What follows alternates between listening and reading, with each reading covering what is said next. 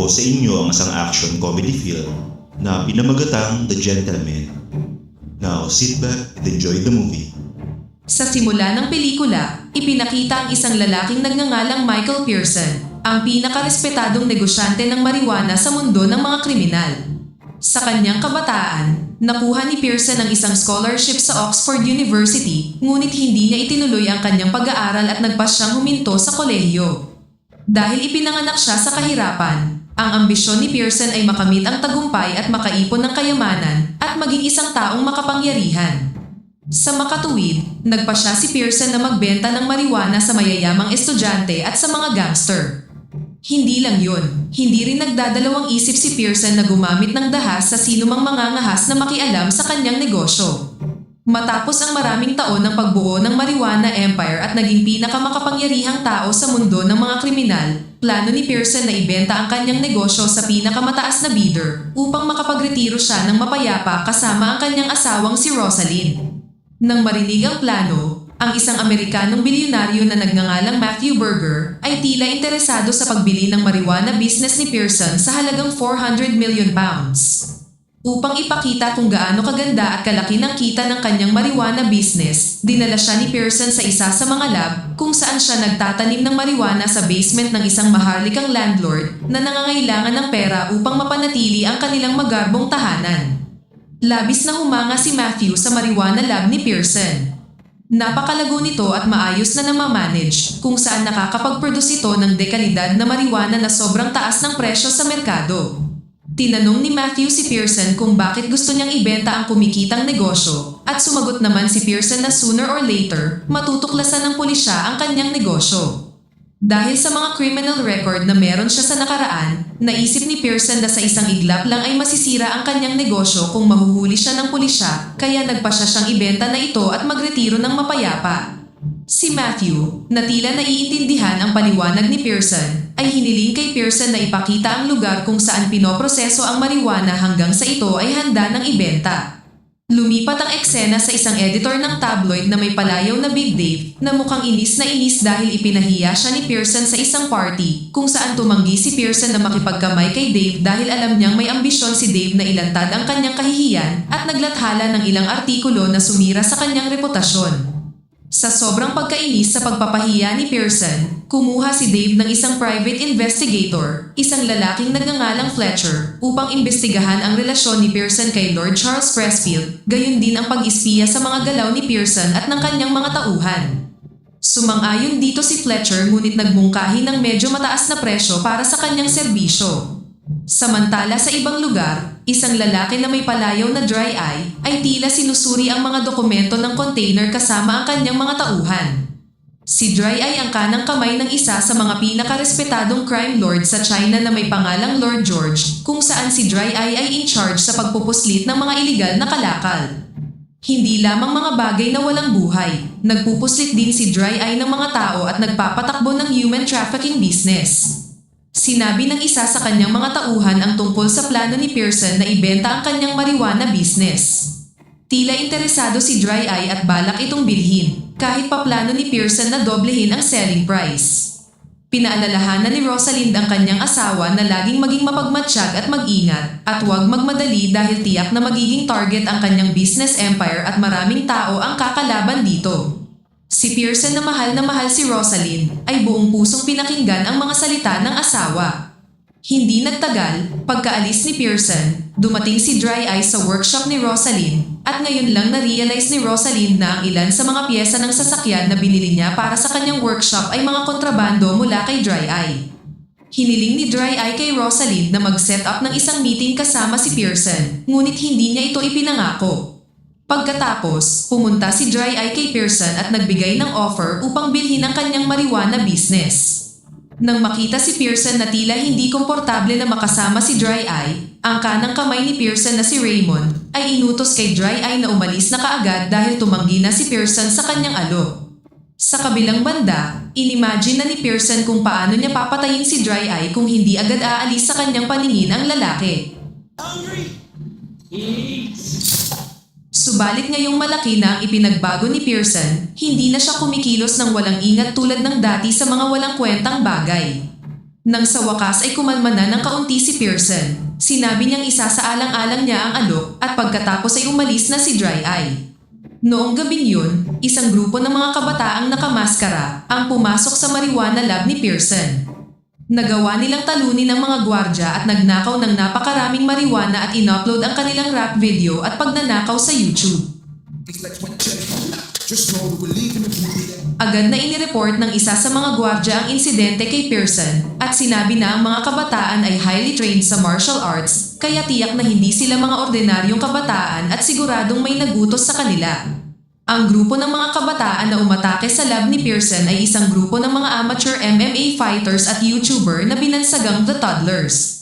Mga estudyante sila ng isang lalaking may palayaw na The Coach, isang dating professional fighter na laging itinuturo na lumaban gamit ang utak at huwag lang umasa sa pisikal na lakas. Ronalds, fight with our heads. Up here, in the place. Dahil alam niyang nagkamali ang kanyang mga estudyante, inutusan sila ng coach na tanggalin ang video sa YouTube at natakot nang malaman na kay Michael Pearson ang mga ninakaw na marijuana. Take it down. Pagkatapos ng raid sa kanyang lab, sinimula ni Pearson na alisin ang mga marijuana mula sa plantasyon bilang safety precaution, habang iniimbestigahan naman ni Raymond kung paano nalaman ng grupo ng mga kabataan ang lokasyon ng kanilang marijuana lab. Pagkatapos nito, pumunta si Pearson kay Lord Snowball at humingi ng tulong upang palihim na ilipat ang mga marijuana sa mas ligtas na lugar. Sumang-ayon dito si Lord Snowball, ngunit hiniling niya kay Pearson na gawin muna ang isang bagay para sa kanya. Lumalabas na hiniling ni Lord Snowball kay Pearson na tulungan si Lord Pressfield na hanapin si Laura, ang kanyang anak na babae na adik sa droga na nawala kamakailan lang. Kalaunan, inutusan ni Pearson si Raymond na hanapin ang kinaroroonan ni Laura. Hindi nagtagal, nahanap ni Raymond si Laura na nagtatago sa isang apartment kung saan nakatira siya kasama ang ilan pang mga adik. Gayunpaman, nang maganap ang isang away laban sa kanyang mga flatmate, ang isa sa mga tauhan ni Raymond ay aksidenteng naitulak palabas ng balcony ang isang Russian teenager na nagngangalang Aslan. Lumalabas na ang insidente ay nai-record ng isang grupo ng mga kabataang lalaki na nagkataong nasa labas ng apartment building kung saan maaari nila itong gamitin bilang ebidensya na posibleng magdulot ng gulo para kay Pearson. Dahil dito, hinabol ni Raymond at ng kanyang mga tauhan ang mga binata upang kunin ang kanilang mga cellphone. Noong una, inalok ni Raymond na bibilhin ang kanilang mga cellphone sa medyo mataas na presyo. Ngunit dahil tumanggi sila at ipinagmayabang pangkabilang sila sa gang, napilitan si Raymond na gumamit ng dahas at nagawang makuha ang kanilang mga cellphone. What the fuck? Matapos ibalik si Laura sa kanyang mga magulang, iniulat ni Raymond kay Pearson ang tungkol sa insidente na ikinamatay ni Aslan na nagkataong anak ng isang bilyonaryo mula sa Russia. Sa kabilang banda, kahit na nakabalik na si Laura sa kanyang mga magulang, kalaunan ay namatay pa rin siya dahil sa drug overdose. Samantala, makikitang bumisita si Coach kay Raymond para humingi ng paumanhin sa ginawa ng kanyang mga estudyante at inalok ang kanyang serbisyo bilang fighter para makabawi sa ginawa ng The Toddler. Bilang unang gawain, inutos ni Raymond kay Coach na alamin kung sino ang nagsabi sa lokasyon ng lab ni Pearson sa kanyang mga estudyante at arestuhin siya. Pumayag naman dito si Coach at hindi nagtagal ay nahanap na ni Coach ang lalaki na nabunyag na si Pop, ang isa sa mga tauhan ni Dry Eye. Nang malapit ng questionin ni Raymond ang lalaki, si Pop ay nasagasaan ng tren ng tangkain niyang tumakas. Agad na iniulat ni Raymond ang bagay na ito kay Pearson, kung saan ipinagpalagay ni Pearson na nais ni Lord George na pababain ang selling price ng kanyang negosyo. Nang pumunta si Pearson kay Lord George, nagbanta siya sa pag-atake niya sa kanyang laboratorio at sinira ang isa sa mga drug laboratory ni Lord George bilang ganti. Pagkatapos nito, pinarusahan ni Lord George si Dry Eye dahil sa kanyang pagsuway na huwag atakihin si Pearson at huwag bilhin ang kanyang negosyo.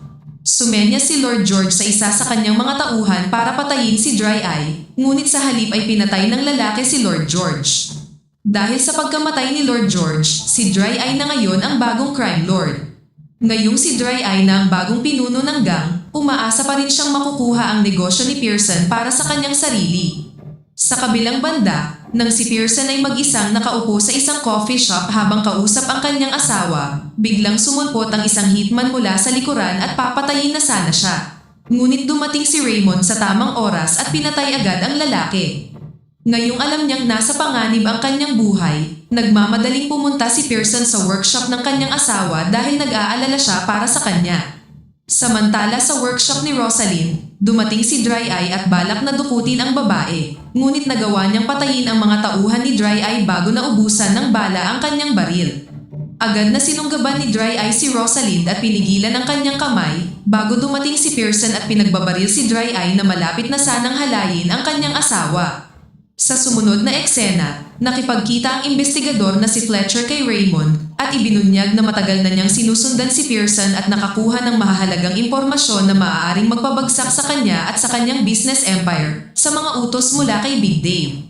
Ipinaalam din ni Fletcher na nakipag-alyansa si Dry Eye kay Matthew Berger na gustong guluhin ang negosyo ni Pearson upang mapababa ang presyo nito na sa tingin ni Berger ay masyadong mataas. Pumunta si Fletcher kay Raymond, umaasang babayaran siya ng mas malaking halaga para sa impormasyon kaysa sa inalok ni Big Dave. Matapos malaman ang lahat ng impormasyong ito, inutusan ni Raymond ang The Toddler na hulihin si Big Dave. Matapos madukot ang editor ng tabloid, pinainom nila ng droga ang lalaki at kinunan siyang nakikipagpalakpakan sa isang hayop. Nagbanta silang ilalagay ito sa internet, maliban lang kung ititigil na ni Big Dave ang kanyang investigasyon tungkol kay Pearson. Pagkatapos nito, muling nagkita sina Pearson at Matthew Berger sa isang frozen fish factory na isa lang cover ni Pearson para sa marijuana distribution sa Europe. Sinabi ni Berger kay Pearson na ibaba ang presyo ng selling price ng kanyang negosyo sa 130 million pounds dahil sa kamakailang kaguluhan. Gayunpaman, ibinunyag ni Pearson na alam niya ang tungkol sa mga plano ni Berger at ipinakita ang frozen na bangkay ni Dry Eye upang kumpirmahing ipagtatanggol niya ang kanyang business empire. Pagkatapos ay pilit na pinapasok ni Pearson si Berger sa refrigerator kung saan magyayelo siya hanggang sa mamatay, maliban lang kung ililipat ni Berger ang 270 million pounds bilang kabayaran para sa gulong idinulot niya at upang maibalik sa ayos ang lahat. Inamin ni Pearson na hindi siya emosyonal tungkol sa pera, ngunit dahil halos maghahasa na si Rosalind, humingi si Pearson ng 1 kalahating kilong laman mula sa kahit anong parte ng sariling katawan ni Berger bilang kabayaran para sa kawalan niya ng pag-iingat. Sa kabilang banda, muling binisita ni Fletcher si Raymond para kunin ang bayad para sa mga impormasyong meron siya, ngunit ibinunyag ni Raymond na matagal na nilang binubuntutan si Fletcher matapos ilagay ni Raymond ang isang tracker sa kanya noong huli silang nagkita. Inutusan din ni Raymond ang The Toddler na nakawin ang mga nakatagong ebidensya mula sa impormasyon ni Fletcher upang ang anumang impormasyong hawak ni Fletcher laban kay Pearson ay hindi na magiging banta. Ngunit kalaunan, isiniwalat ni Fletcher na ibinenta na niya ang impormasyon tungkol kay Pearson sa ama ni Aslan na napag-alaman na dating KGB agent. Ibinunyag ni Fletcher na ang hitman na napatay ni Raymond na malapit na sanang mapatay si Pearson ay utos ng ama ni Aslan. Samantala, habang nasa labas ng bahay ni Raymond si Coach, nakita niya ang 2 Russian hitman na ipinadala upang patayin si Raymond at agad silang pinatay, habang si Fletcher naman ay nakatakas. Sa kabilang banda, dinukot si Pearson ng 2 pang Russian hitman, ngunit tinambangan sila ng The Toddlers na gustong tapusin ang kanilang trabaho at lutasin ang kanilang problema sa Coach.